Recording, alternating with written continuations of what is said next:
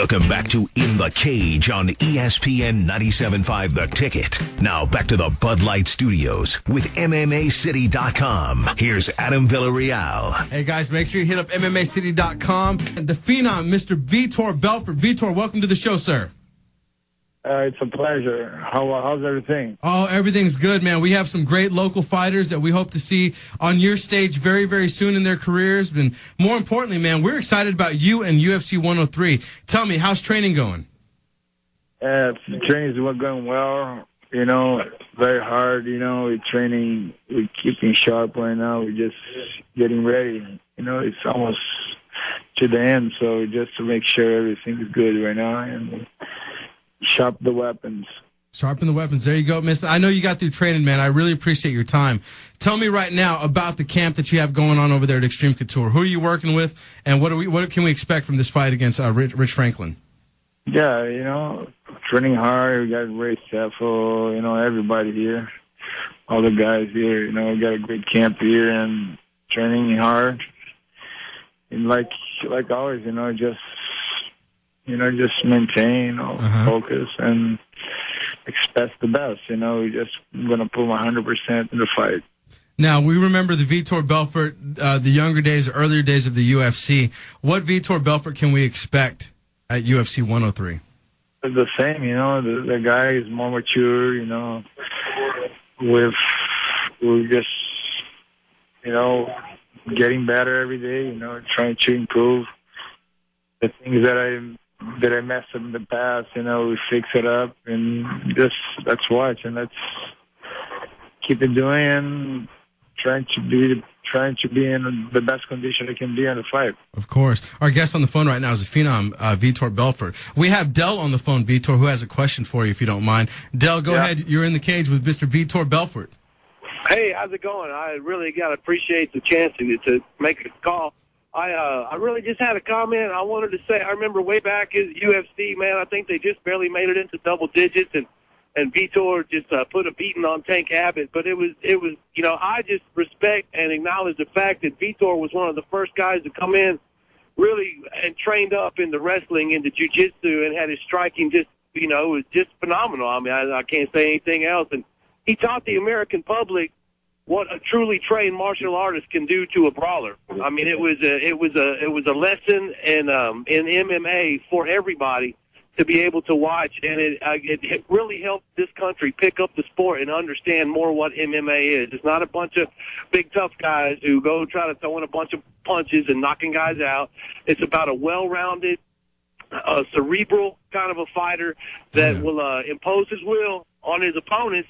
And when it came down to it, he did just throw him a beating, and it was one of the best things that happened to mixed martial arts, and it was a great night. And I just hope we can see the same Vitor come out and throw a whooping on Rich Franklin. I think that'd be great. Hey, thanks a lot, guys. I love your show. Thank you. Oh man, it was awesome. Appreciated the compliments, and for sure, you know, it's always a pleasure to be fighting for the fans and trying to be in the best condition it can be. That's definitely off right now. You know, I'm away from my family for a couple months already. You know, I have 3 babies.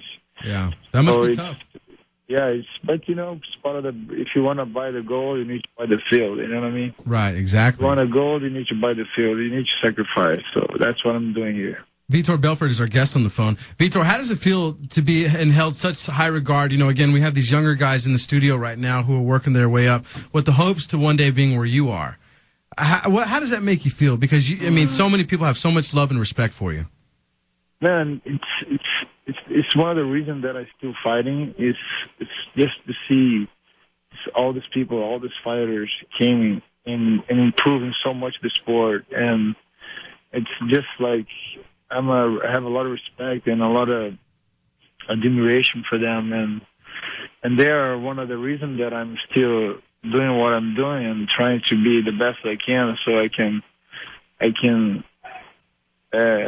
put my name in the sport, you know, forever, like a person that just not just bring the skill, but just bring values and moral for the people's lives. So that's my main thing, and we all in the same page, you know. We're looking for, you know, getting better and getting focused and improving the sport, improve ourselves, and get the fans into the sport and make everybody happy. In the end, the end of the road is everybody in the same boat, and we just need to go to the same direction.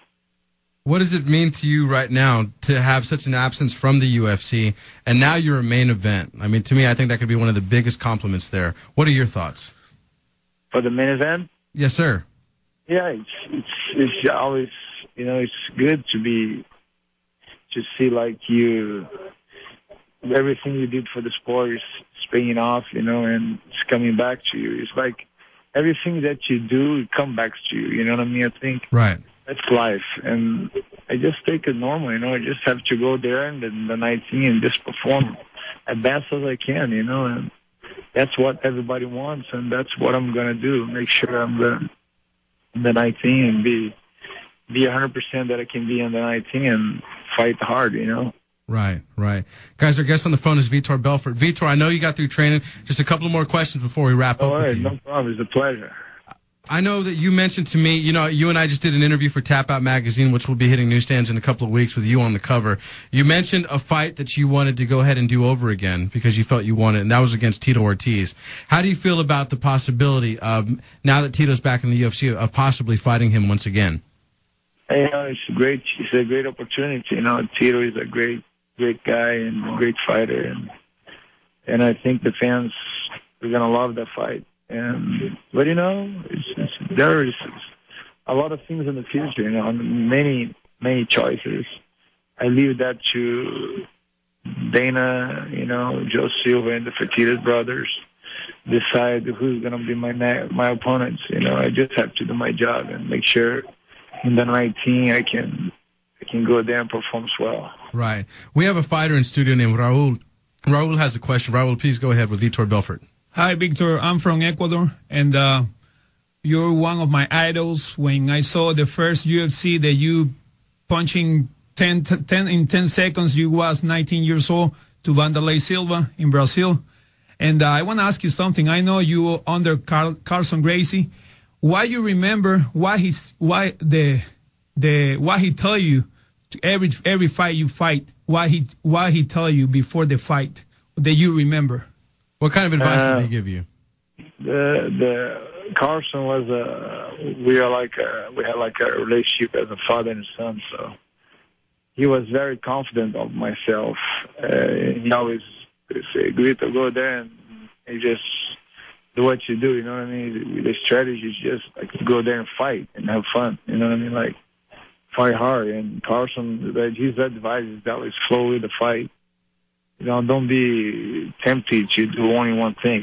Go there and shine it up. And basically, that's what one of my best skills. Just go there, and people cannot expect what's gonna do it. What I'm gonna do. That's good. You always have to be able to throw different weapons, and so make sure your opponent always doesn't know what we're gonna do. What's gonna be a next step. That's basically the most danger. Right. To face is a guy who's unpredictable. So our guest right now is Vitor Belfort. Vitor, before we let you go, any last words for your fans, and what can we expect at UFC 103?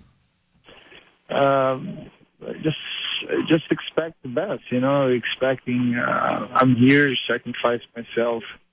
I have a lot of meaning to go there and just.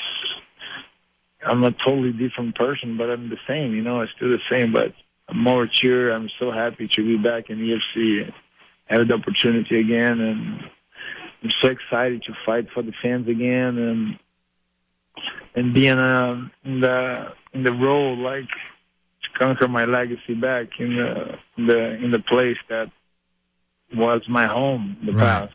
And the word I want to left for the fans is just keep supporting our sport. I fire all the fighters, and down the road, everything is you have to respect the next your neighbor. You have to love your neighbor like you love yourself.